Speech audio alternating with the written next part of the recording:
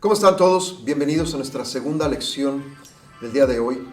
Y hoy quisiera tocar un tema fundamental acerca del arrepentimiento, porque el resultado es una nueva siembra y una nueva cosecha en nuestras vidas. Por lo tanto, he titulado esta segunda lección: el arrepentimiento produce una nueva siembra y una nueva cosecha en nuestras vidas.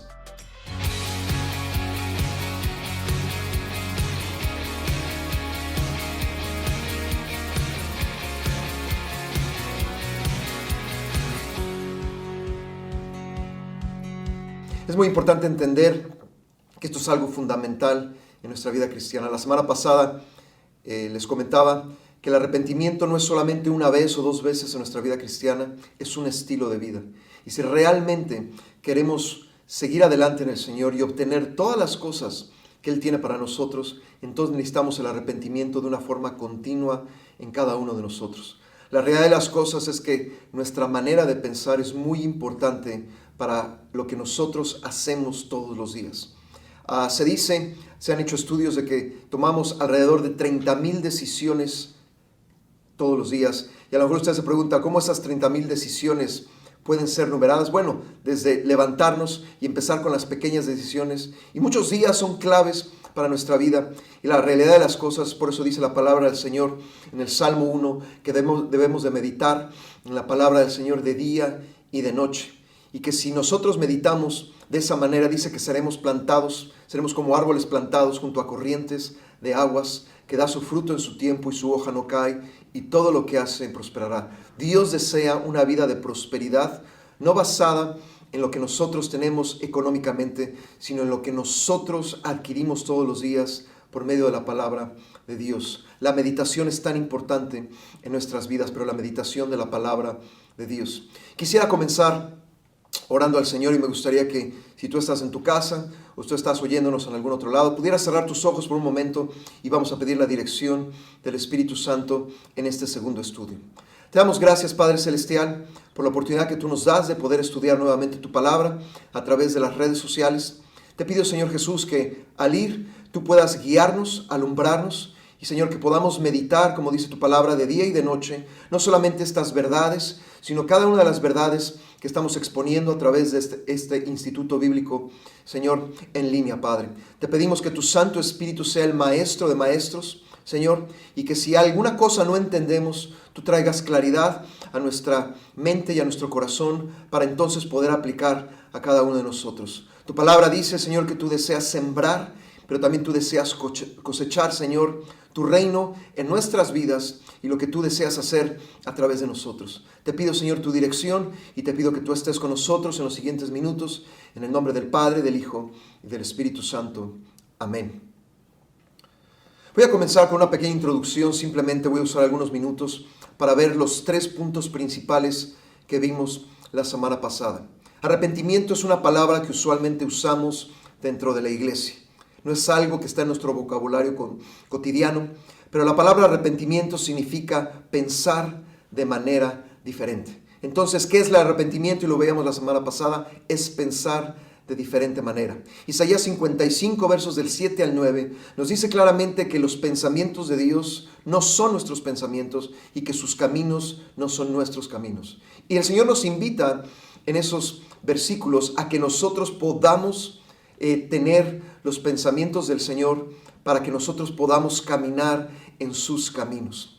Estoy cansado de oír, y se lo digo con todo mi corazón, a gente que dice que está haciendo lo correcto, sin saber realmente cuál es la voluntad de Dios. Y yo te voy a decir una cosa, aún tú puedes en lo que tú crees que es lo correcto, ¿sí? Aún es desviarte de los caminos del Señor, porque Dios tiene un plan y un propósito perfectos, ¿sí?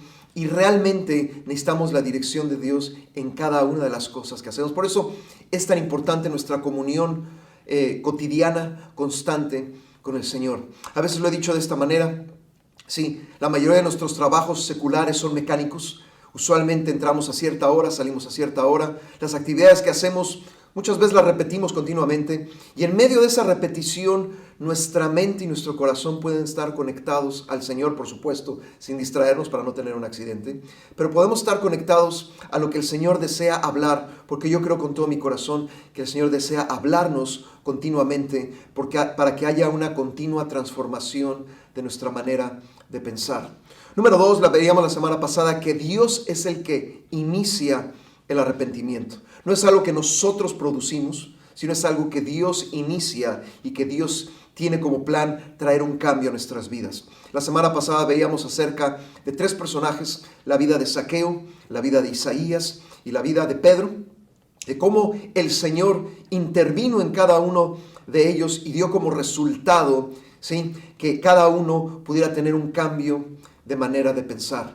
El tercer punto que vimos la semana pasada era cuál es el resultado del arrepentimiento. Y realmente siempre tiene que haber fruto del arrepentimiento. Hay un arrepentimiento que proviene de Dios, que es el verdadero, que siempre va a traer un fruto. Juan el Bautista, ¿sí?, predicando en su ministerio y repitiendo lo que el profeta Isaías en el Antiguo Testamento decía, dice la palabra del Señor que todo valle, todo lugar en el cual necesitamos del Señor tiene que ser rellenado. Todo monte, dice la palabra del Señor, y collado tiene que ser bajado. Son áreas en nuestras vidas en la cual todavía hay egoísmo, nuestros propios pensamientos, nuestros propios planes, etcétera, etcétera. También dice la palabra del Señor que hay caminos torcidos que tienen que ser enderezados y hay otros caminos, sí, que son ásperos que tienen que ser allanados. O sea, el Señor continuamente desea trabajar en cada uno de nosotros. Por eso es muy importante entender en esta segunda lección que el arrepentimiento siempre traerá, amén, una nueva siembra y una nueva cosecha en nuestras vidas. Si ustedes van a la palabra del Señor, el Señor en muchas partes nos habla de que el reino de Dios, que su palabra, ¿sí?, es un reino en el cual se siembra, pero también es un reino en el cual se cosecha, ¿sí? Mucha gente quiere cosechar algo que no ha sembrado. La palabra del Señor dice que también, dependiendo de la escasez o de la abundancia de la siembra, así también será nuestra cosecha. Será escasa o será abundante. Y no estoy hablando de dinero el día de hoy, sino estoy hablando de lo que nosotros le permitimos al Señor y su Santo Espíritu hacer en nuestras vidas, lo que nosotros le llamamos el reino de Dios. En Lucas capítulo 11, cuando el Señor Jesús le enseñó a sus discípulos a orar, lo primero que les dijo: vosotros oraréis así: Padre nuestro que estás en los cielos, santificado, santo es tu nombre. Y lo siguiente que dice, venga tu reino y sea hecha tu voluntad. Ese es el proceso por el cual el Señor quiere traer arrepentimiento, que cambiemos nuestros pensamientos por los pensamientos del reino, pero que sea hecha su voluntad. Hacer su voluntad es sembrar su palabra y cosechar su palabra. Amén. Por eso es tan importante entender que el arrepentimiento es algo vital en nuestras vidas. Lo he puesto de esta manera y el punto número 4, ¿sí?, que es lo que vamos a ver el día de hoy. ¿Por qué necesitamos el arrepentimiento? He oído a gente decir que no necesita arrepentirse, que como está caminando y como está actuando es de la manera correcta.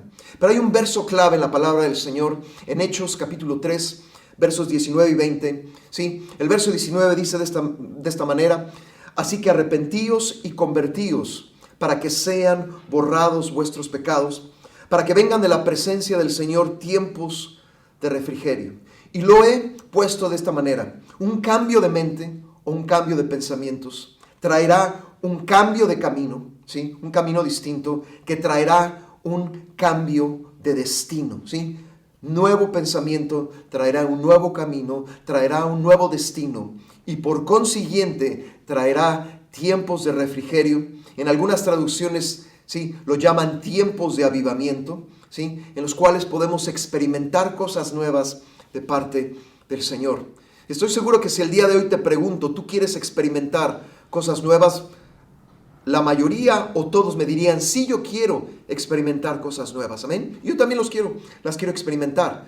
Pero para que podamos llegar a esas cosas nuevas, tenemos que experimentar el arrepentimiento para que haya una nueva siembra en nuestras vidas. Y entonces, cuando empecemos a cosechar, podamos experimentar esos tiempos de refrigerio. El famoso predicador Charles Finney lo definía de esta manera: avivamiento es lo que ocurre cuando el creyente empieza a obedecer a Dios otra vez. Yo creo que hay veces en nuestras vidas que dejamos de obedecer a Dios, nos empezamos a desconectar, si lo puedo decir de esa manera, de los pensamientos de Dios, de lo que Dios tiene, y empezamos entonces nosotros a volver a tomar nuestros propios caminos. Dice la palabra del Señor en la vida de Abraham, que hubo un tiempo al principio de su caminata que oía a Dios, construía altares. Abraham fue un hombre que cada vez que oía a Dios y respondía a Dios, construyó altares.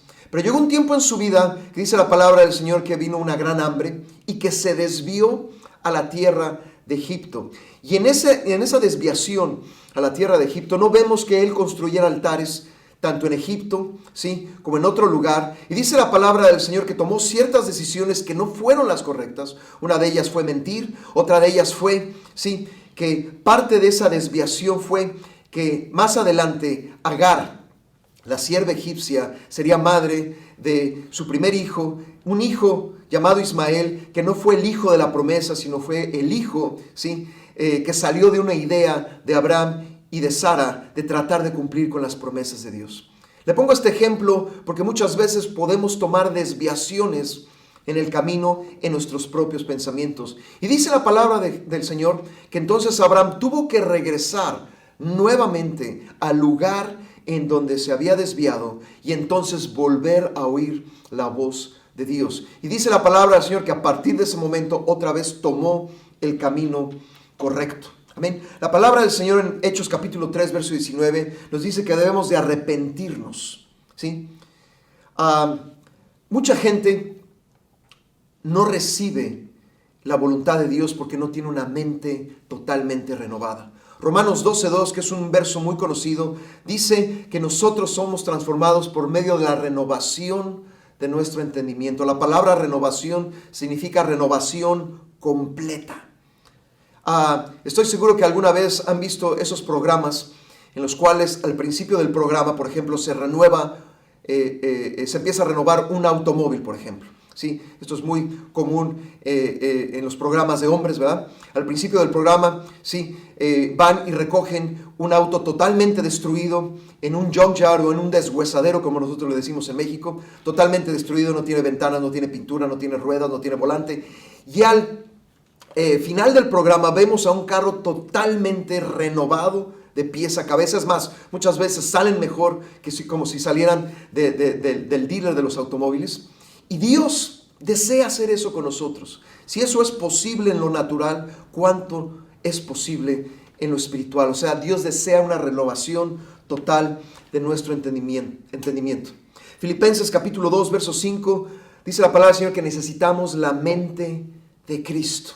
No necesitamos la mente de otras personas, ni nuestra propia mente, necesitamos la mente de Cristo. Y Amós capítulo 3, verso 3, nos habla de que realmente para poder caminar con Dios debemos de estar de acuerdo con Dios.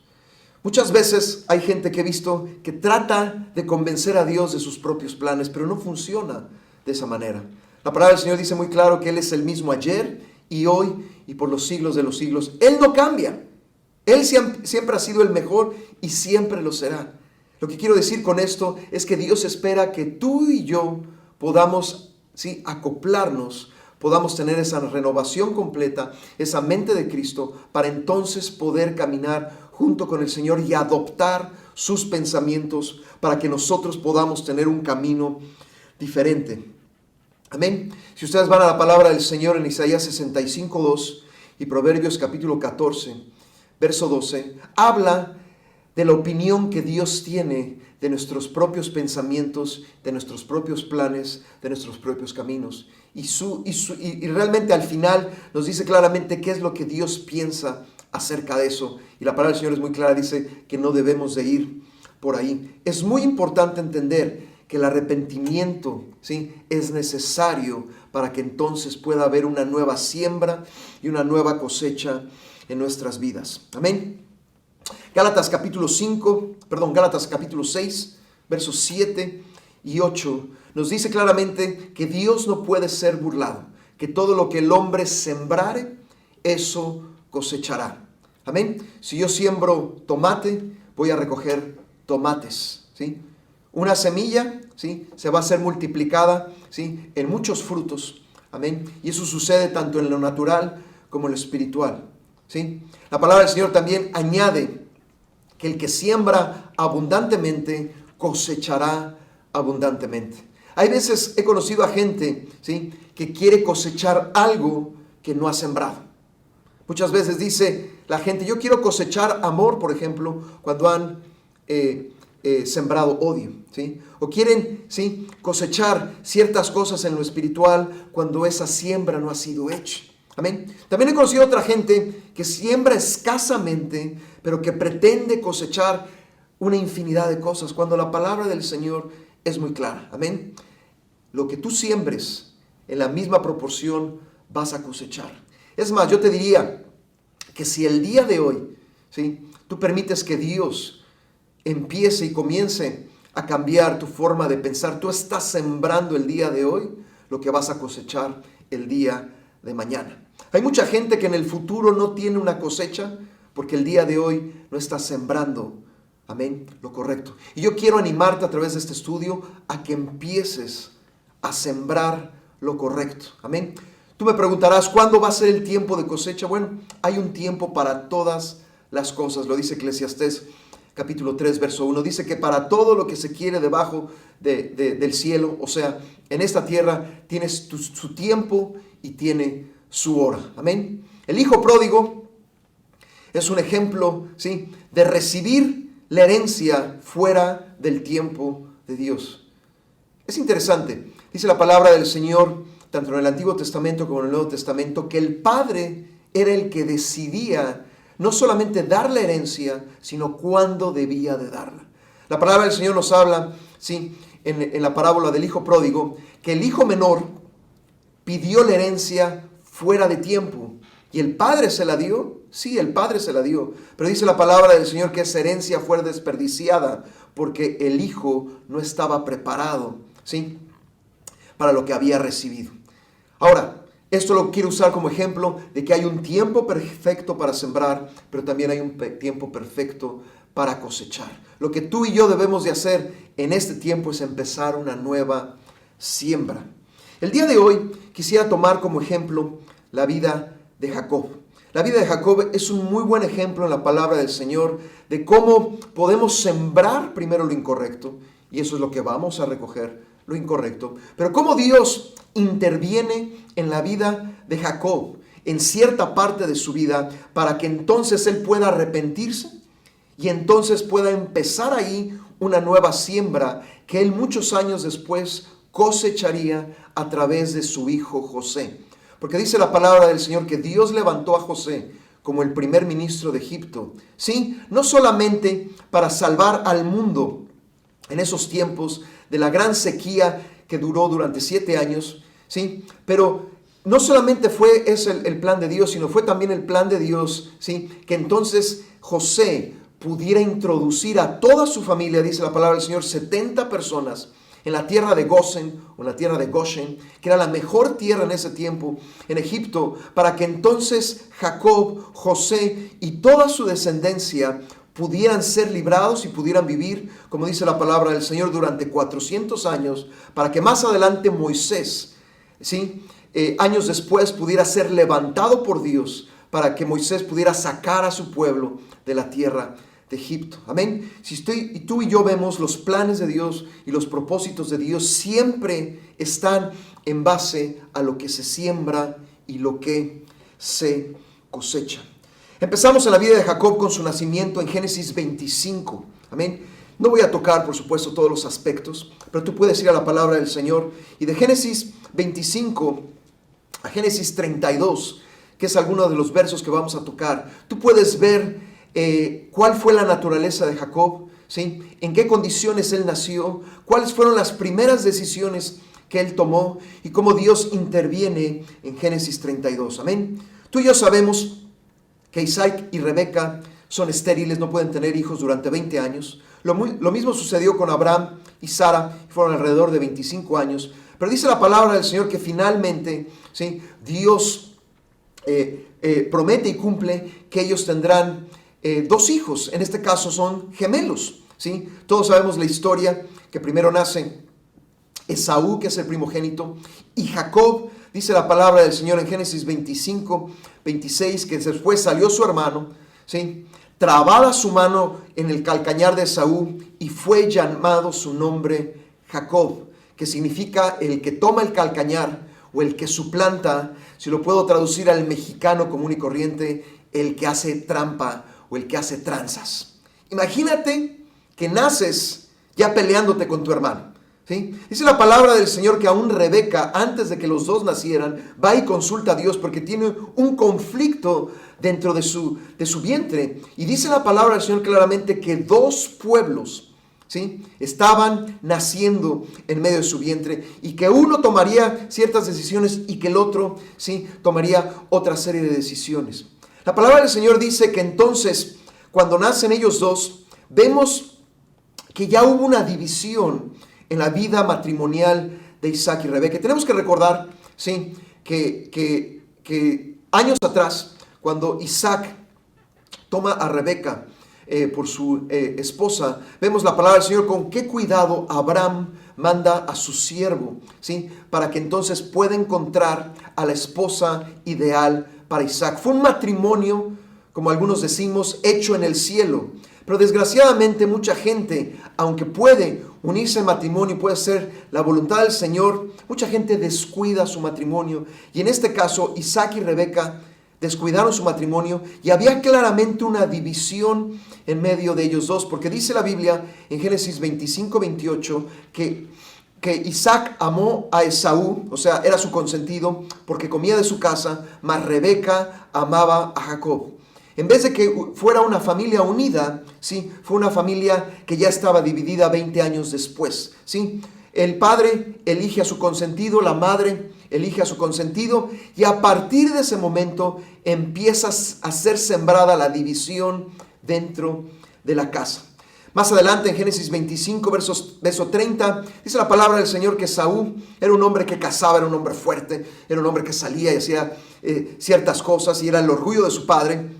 Pero Jacob era un hombre, ¿sí?, que a lo mejor era un chef en su casa, ¿sí? Él era más hogareño que su hermano. Y un día Esaú viene hambriento, como muchos hombres llegan hambrientos a su casa, ¿sí?, y está desesperado por comer. Y dice la palabra del Señor que entonces Jacob le dice: yo te doy de comer, y estoy parafraseando, el famoso guiso rojo o la sopa roja. Dice: pero dame véndeme en este día tu primogenitura. Y dice la palabra del Señor que Esaú despreció por un plato de sopa la primogenitura, ¿sí? Y ahí es donde empieza el engaño de Jacob. Más adelante, Jacob y su mamá, ¿sí?, hacen un plan para engañar a su papá, para que entonces Jacob reciba la bendición de la primogenitura.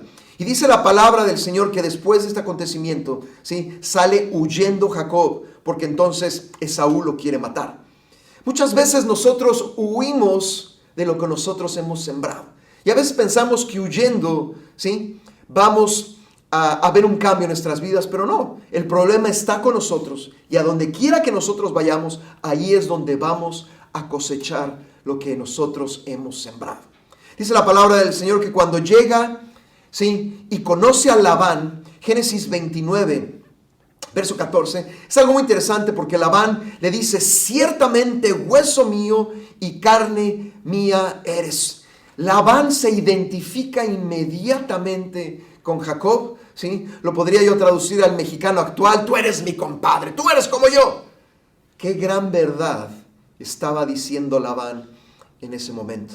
Porque si Jacob era una persona que engañaba o suplantaba o transaba, Labán era 3 o 4 o 5 veces más que Jacob. Y ahí es donde Jacob empieza a cosechar lo que sembró en su familia. Por eso dice la Biblia: Dios no puede ser burlado.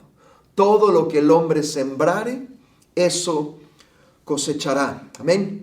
Más adelante en Génesis 31 vemos el resultado de 21 años de trato personal con Jacob. Y dice la palabra del Señor, ¿sí?, y le dice a sus 2 esposas Jacob, ¿verdad?, que eran las dos hijas de Labán, y vuestro padre me ha engañado, ¿sí?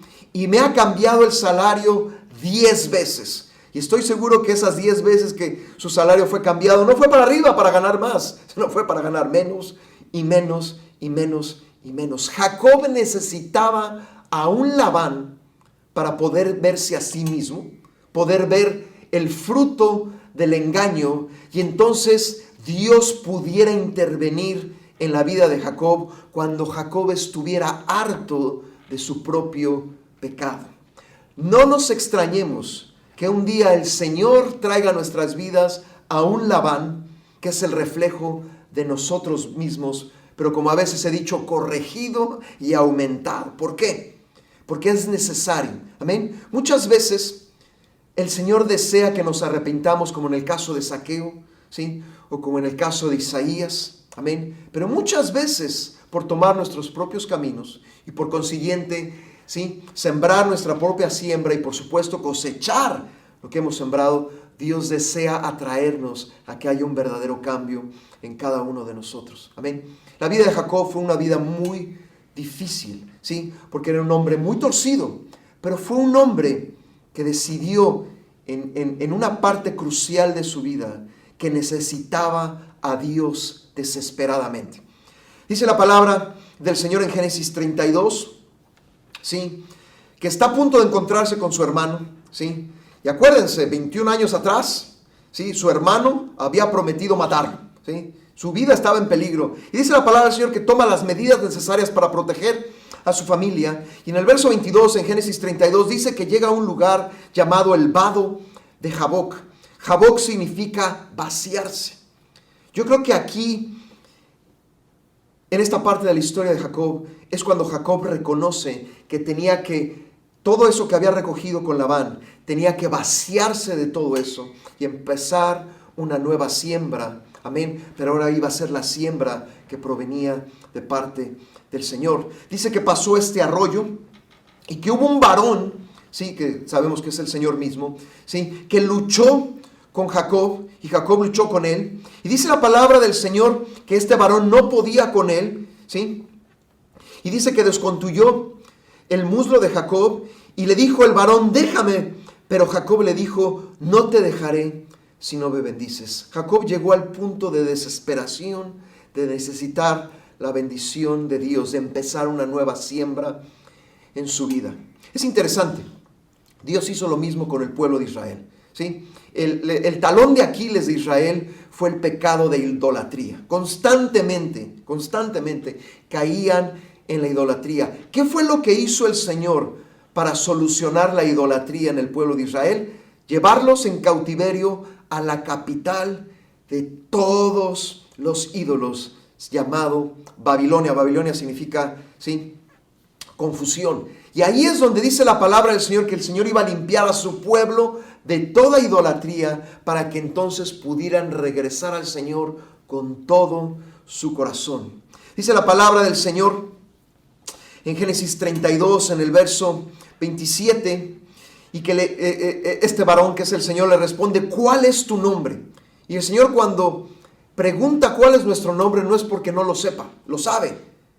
Realmente le estaba dando a Jacob la oportunidad de decirle: esta es mi condición. Y le responde: yo me llamo, o yo soy Jacob, que significa yo soy el que hace trampa, yo soy el que engaña. Pero dice la palabra del Señor que viene un cambio.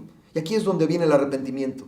Y este varón le dice claramente: no se dirá más tu nombre Jacob, sino Israel, el que lucha con Dios, porque has luchado con Dios y con los hombres y has vencido. En ese momento viene un arrepentimiento en la vida de Jacob. Le dice: yo soy el que hace trampa. Pero entonces Dios le responde: ya no serás llamado más Jacob, sino serás llamado Israel, porque a partir de este momento has comenzado a vencer tu vieja naturaleza. Amén. Yo creo que ahí, con todo mi corazón, ahí empezó una nueva etapa de siembra en la vida de Jacob, que después, vuelvo a repetir, la cosechó en sus últimos años, viendo a su hijo amado José, estando con él en lo mejor de la tierra en Egipto y salvando a todas esas generaciones para entonces poder cumplir con los planes y los propósitos de Dios. Por eso es tan importante el arrepentimiento, ¿sí? Porque el arrepentimiento verdadero nos permite tener una nueva siembra y una nueva cosecha. Y estoy seguro que si te pregunto el día de hoy, ¿tú necesitas una nueva siembra en tu vida? Estoy seguro que me dirías, sí necesito una nueva siembra. Arrepentíos y convertíos para que sean borrados vuestros pecados, para que entonces puedan venir de la presencia del Señor tiempos de refrigerio. Amén. La palabra conversión significa dar un cambio de 180 grados. Eso fue lo que hizo Jacob. A partir de ese momento las cosas empezaron a cambiar. Y yo te voy a decir una cosa, Dios desea poner esa nueva siembra para que tú puedas poner esa nueva cosecha en tu vida. Amén.